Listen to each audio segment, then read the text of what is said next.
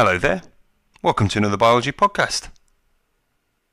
Hope this podcast finds you well. And today we're talking all about designing primers for PCR.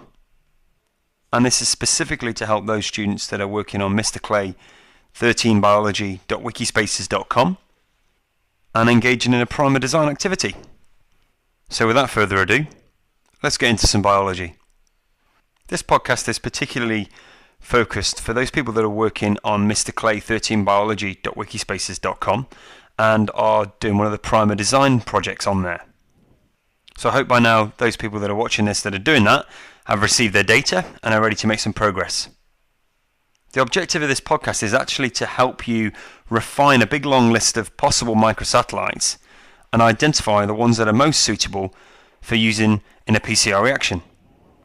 And in order to refine a big long list of microsatellites, I'm going to discuss a few criteria, in fact 6 criteria, that you can use to reduce that list down. But before we talk about any of the criteria, let's just have a quick look at the data and what it's all about. So on your screen right now you should see an Excel spreadsheet that looks a little bit familiar to you. Let's have a quick look at what it all means. Each of these rows represents a microsatellite that the software we used has selected.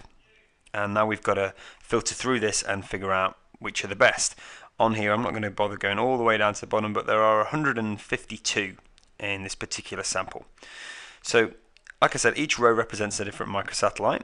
And on the first column, we've got a code for each particular one, so that it's easy for us to communicate about what microsatellite we're talking about. The software has also designed a primer for each, or 2 primers for each microsatellite. Obviously, in PCR, each particular area that you want to amplify needs 2 primers, one at the forward end and one at the reverse end, or one on each strand, if you like.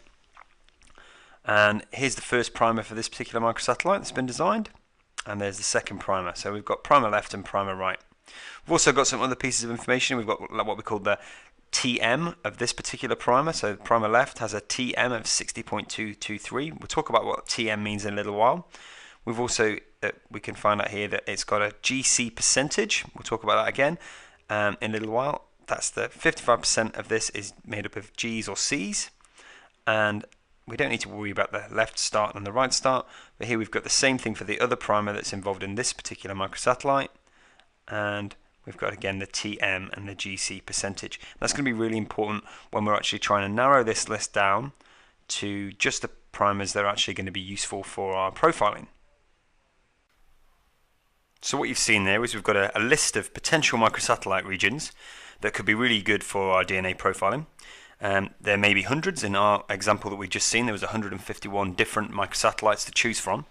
But not all of those will be any use to us at all, so we need to actually refine that list down to the microsatellites that will actually be useful in our profiling.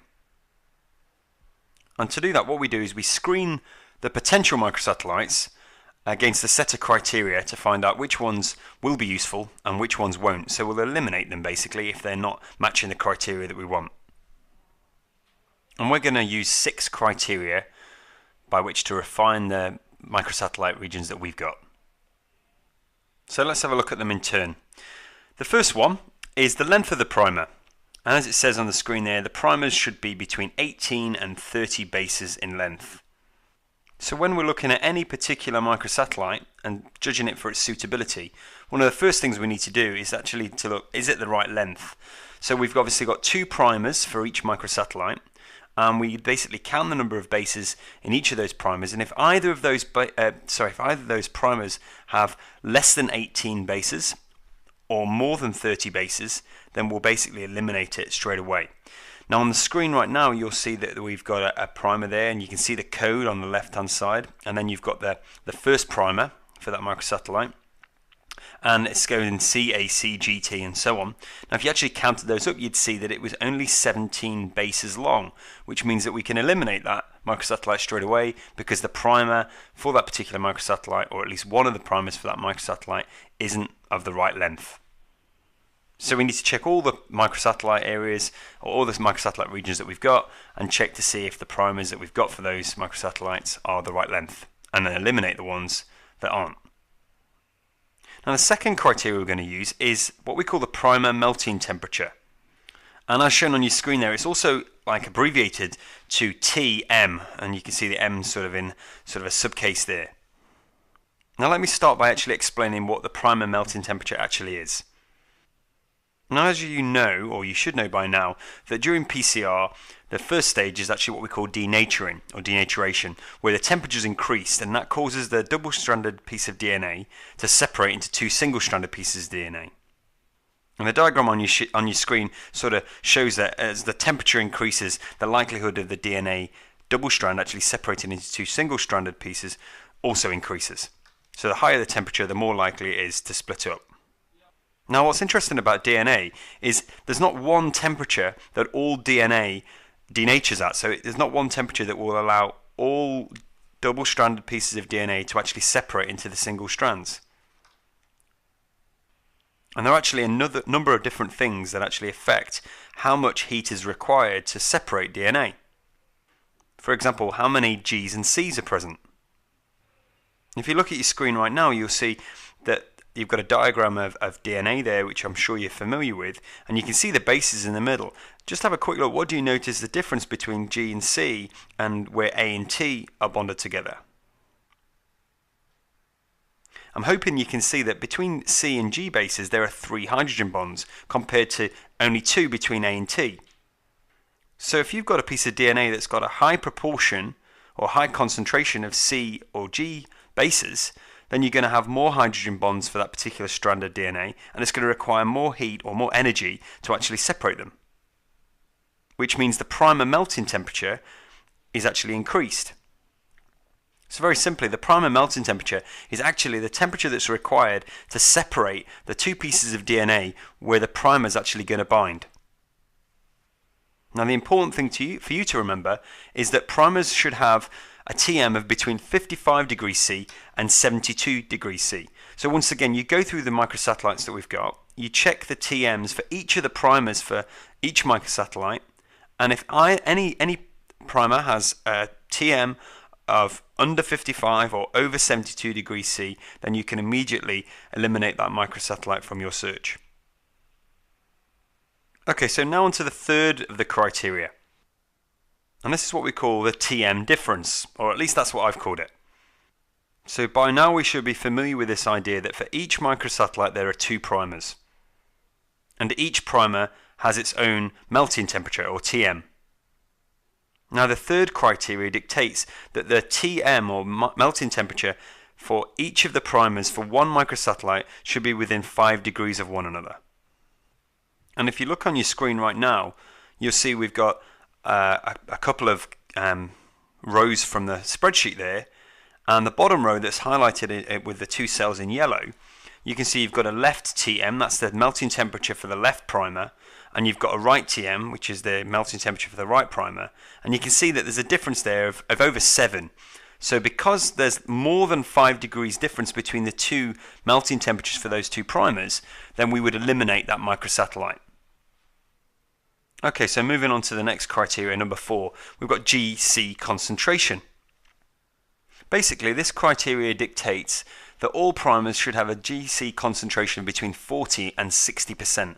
That basically means that over the course of the primer there shouldn't be less than 40% of the primer made up of G and C, but there shouldn't also be more than 60% made up of G and C. Or guanine and cytosine if you want the full term for the name of the base.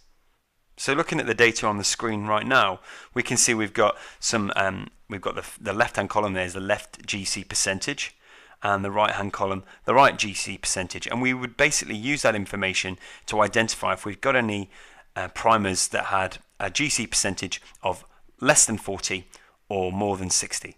And right now you can see, if we just look there, second from the bottom on the left-hand side, the left GC percentage for one of those is 61.111. So following the criteria, we would eliminate that microsatellite. Okay, so on to number 5. Of course, if you're struggling to keep up here, remember you can pause and rewind and go back and watch it again. But we'll move on right now to number 5, which is called contiguous bases. And basically this is talking about not having one specific base repeated more than more than 3 times in a row. So primers should never have a base repeated 4 or more times in a row. So we should never have a situation where we've got, say for example, A. The maximum number of A's in a row should be 3. And looking at the data here, we can see we've got a bit of a problem with the second microsatellite down, and the one that's VHK on its code. You can see that the primer there has got 4 T's in a row. The first 4 bases in that primer are 4 T's, which would mean we would eliminate that microsatellite from our list. Okay, so now our list is getting much smaller, our list of microsatellites that we could potentially use. But onto the final 6th criteria, we've got GC repeats at the 3' end of the primer. So let me explain what that actually means. So I'm hoping you remember that DNA has a 3' end and a 5' end, or at least the strands of DNA have a 3' end and a 5' end. And that's obviously the same for primers, because the primers are actually made of DNA. So what this is saying is that primers should never have more than 2 G's or C bases within the last 5 bases at their 3' end. Now if you look at your screen now, you'll see that there's basically that's a primer that's actually written on the screen there. And it reads from 5 to 3, which is exactly the same as all the data in the spreadsheet that you're looking at. So when you see the primer written down, it's actually going from the 5 end to the 3 end.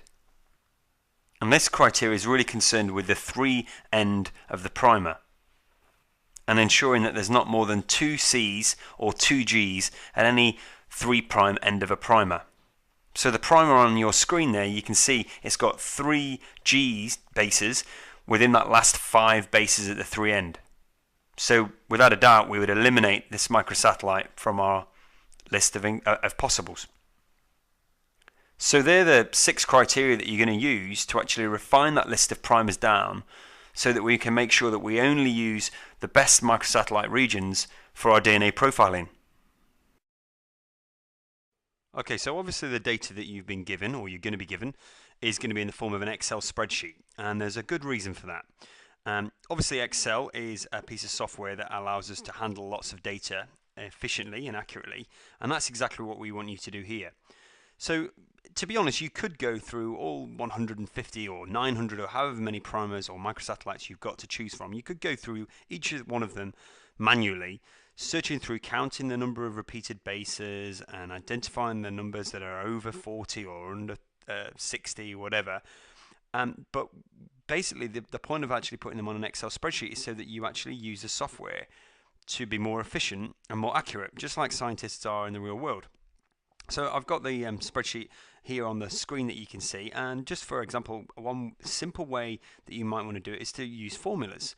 And now I'm not going to actually show you any specific formulas, because I think that's part of the challenge of actually figuring out how you can use this software innovatively to solve the problem. But just to sort of give you a bit of an idea, I could just click insert here, and I could decide to put another column in, which is going to put another column just there to the left. And then if I want to, I could just press equals, and then I'll find a formula somewhere that allows me to count the number of G's in this this thing here, or search this for 4 G's or 4 C's or 3 C's or 3 G's or 4 A's or whatever, just to find out if I've got any contiguous bases, or if I've got more than 3 G's or 3 C's in a row, etc., so that I can make sure that I'm really accurate about the primers that I eliminate, and also really efficient rather than have to count them through. And you could do that with pretty much all of those criteria as well. Think of how you can use Excel to screen the data for you, so you can identify whether you've got the right primers or not really accurately. Okay then, so there's some tips on refining your primers. I hope that helps you with your private primer project that you're working on. And if you need any more help, then I'm sure you know by now that you can post questions on the wiki space, and other people will pick those up, including myself from time to time, and hopefully you'll be able to get some help that way. In the meantime, good luck with your project. I hope this was helpful, and as always, keep it real.